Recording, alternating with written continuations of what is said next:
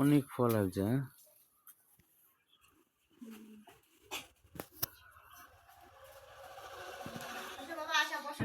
না না বসবো না, না না ভিডিও করতেছি। অনেক ফল আসছে।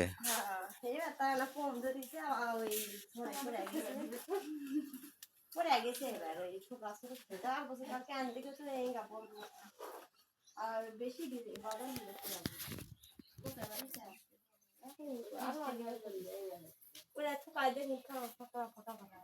কিন্তু ফলগুলা অত ভালো না।